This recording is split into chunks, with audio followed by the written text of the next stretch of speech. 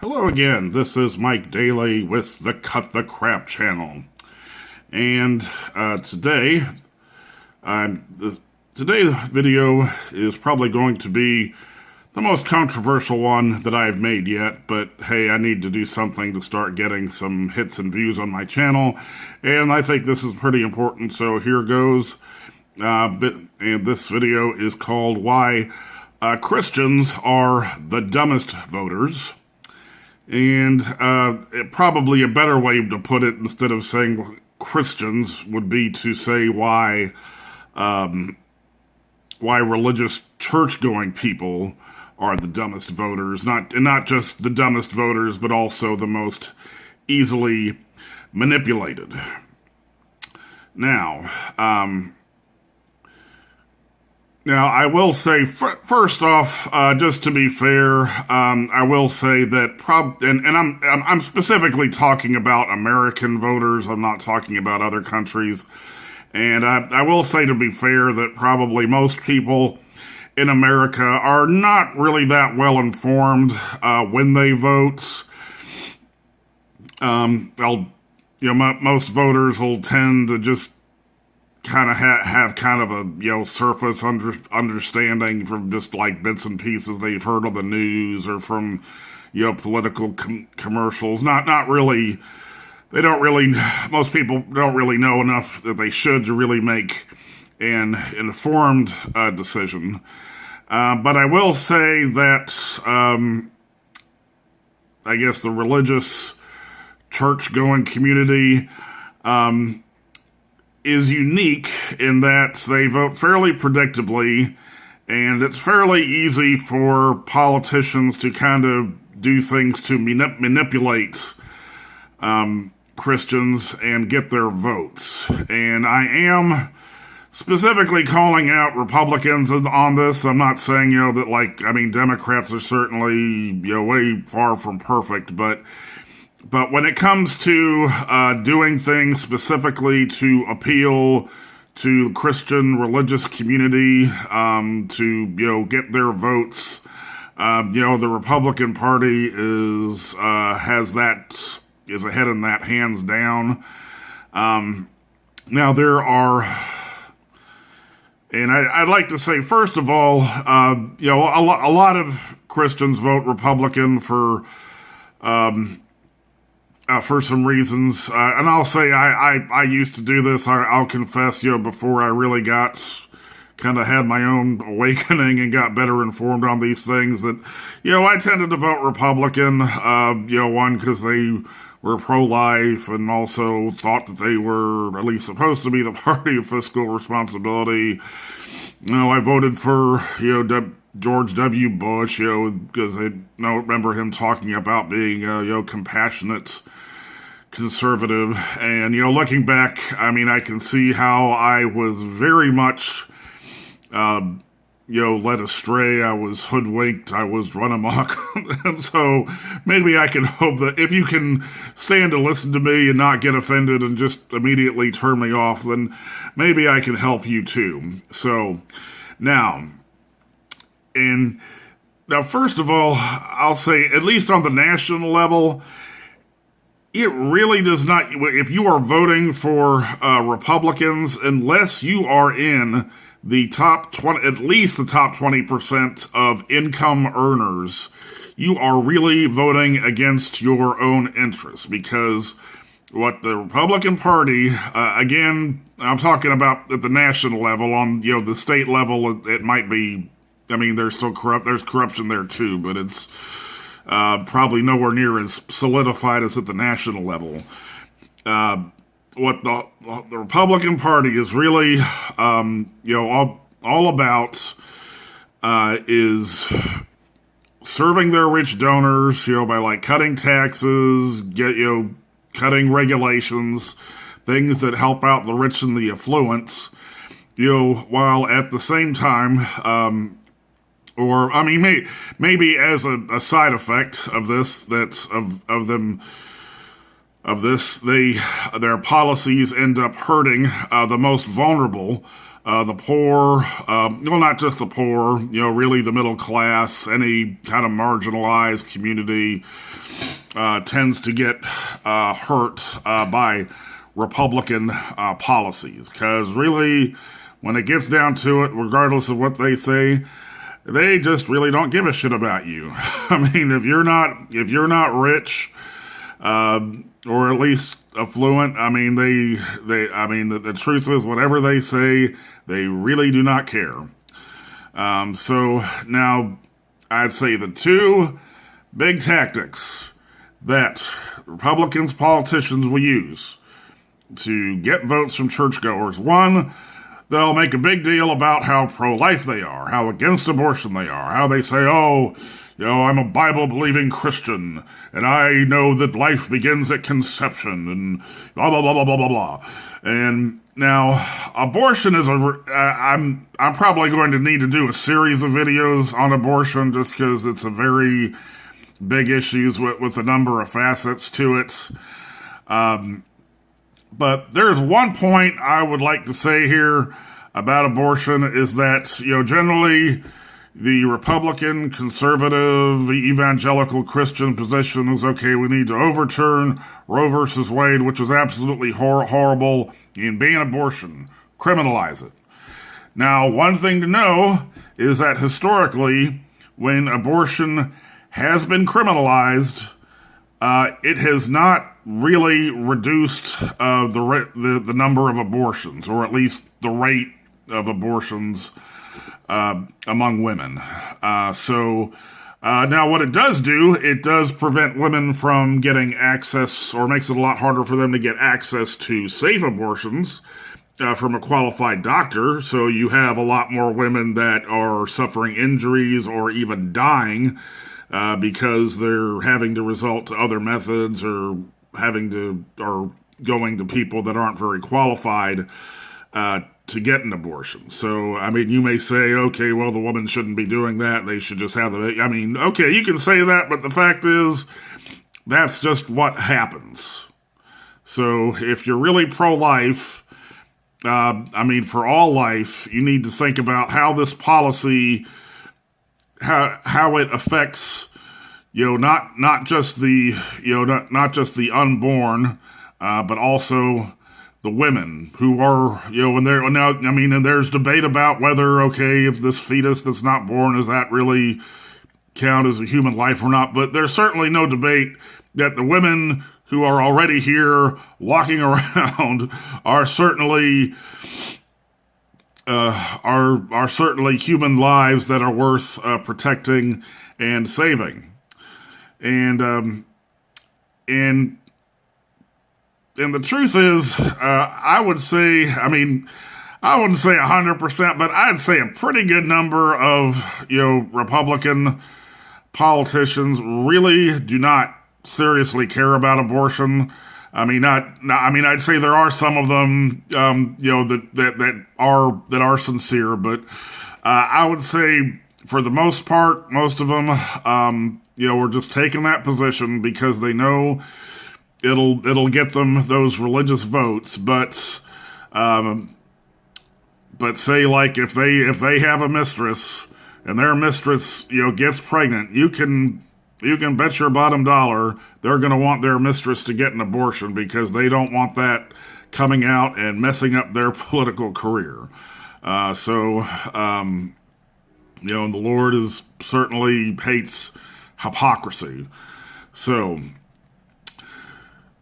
now, I would say the second thing that politicians will do to win votes from the Christian religious community is just by appearing to be Christian. They'll have commercials about how they're a Bible-believing Christian, or have a picture of the Bible. They'll take a Bible, to their rally, or when they're speaking, they'll quote scriptures. They'll do all kinds of things just to let you know, yes, I'm a Christian. I'm on your side, fighting for conservative values and yada yada yada. So, however, now I would say some of them, may be sincere. Some of them, I would say it's probably just a lot of talk, and some of them maybe kind of somewhere in between. Now, there's this one quote that I was probably not going to appeal very much to religious people, but I think really hits the nail on the head by this comedian I really like, Lewis Black, who often has a lot to say on political issues. And one thing he said in one of his acts is, okay, if you're going to vote for somebody because you think that they have a great faith in God, you make real sure that God has great faith in them. And so I'd say what that means, okay, you really need to look at that person's life. Say, okay, is this person really practicing what they preach? And the other thing, you need to look, at least if you can, at their policy proposals and see, okay, are these policies, and again, the standard is, how are these policies going to affect the most vulnerable? The poor, those in marginalized communities, and so forth. And if the answer is, well, their policies, they say it's gonna stimulate the economy or something, but it's not. It doesn't really look like it's gonna help the poor unless you still are somehow buying in to like trickle down economics, which has pretty much been disproven at this point. So if that's the case, then that is just not a candidate that God is going to be for, because the Lord is all about caring for the most vulnerable, for the poor, for the sick, and so forth. And if their policies are harmful to those people, then those are not policies that I think our Lord would approve of. So, and what's sad is that that so many, I guess so many religious churchgoers will vote this way and don't realize, the amount of harm that they're doing, because it's when you vote this way, when you just have such a narrow focus and you don't see all the other things about like a politician that's just way out of whack, and the harm that they're doing. You're essentially enabling wicked men to rule over us and set policies that, it's almost like that Christians would be, voting for like Ahab and Jezebel, or voting for, like King Herod, or, somebody like that.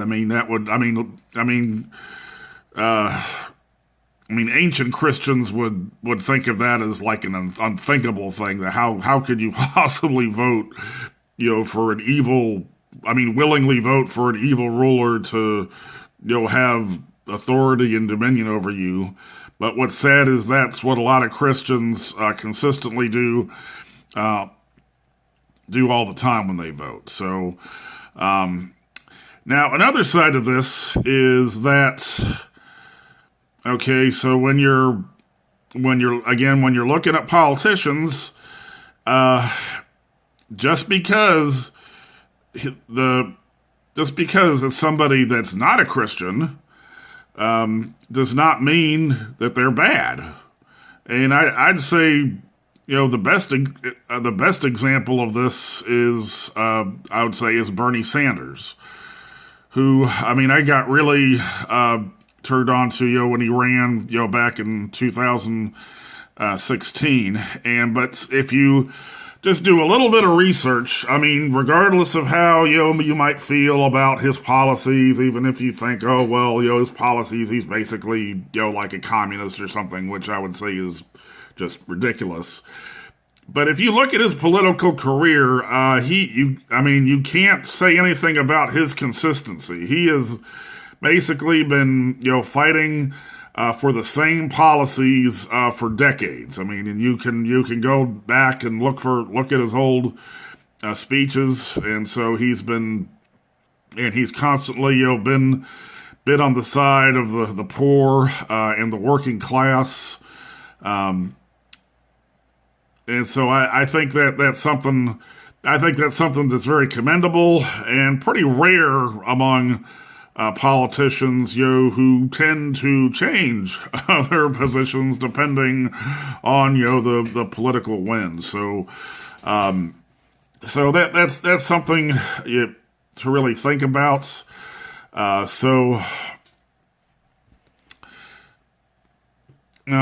would really encourage you,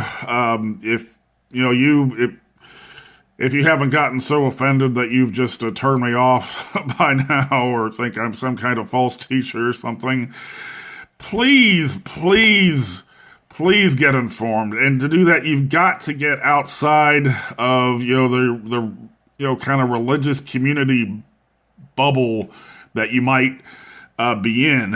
And so, if you watch Fox News a lot, I mean, I've got to tell you, Fox News is. I used to watch it, but it's really largely propaganda.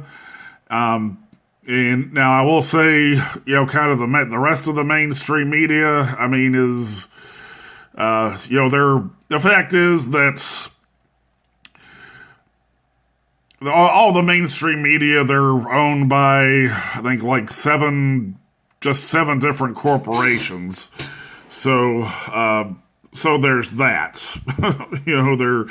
They kind of, if a reporter or anchorman starts saying something that hasn't been approved by the big corporate overlords, they're not going to stay on the air very long.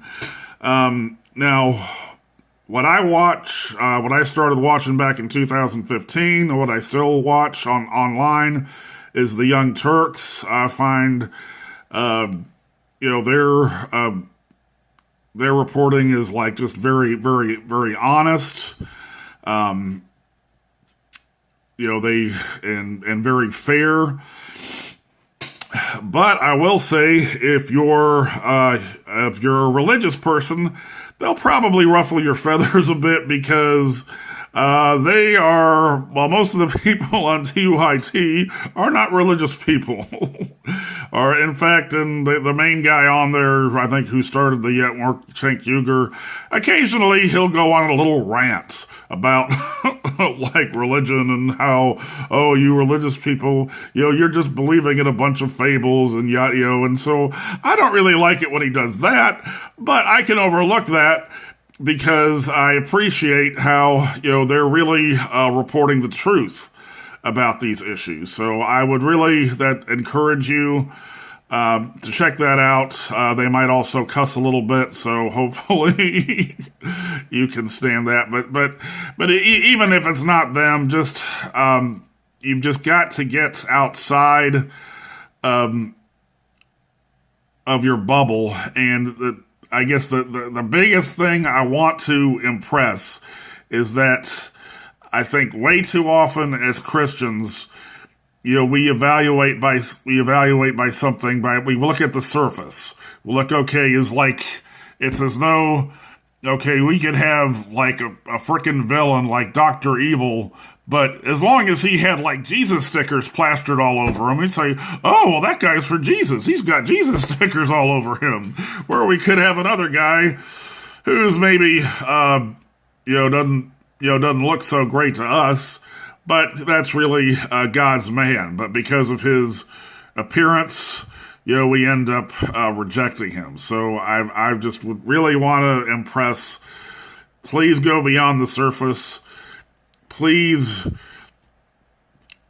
get past your prejudices, and above all, learn to make up your own mind. Don't just believe something because that's what you're hearing from other people at church, other people in your circle.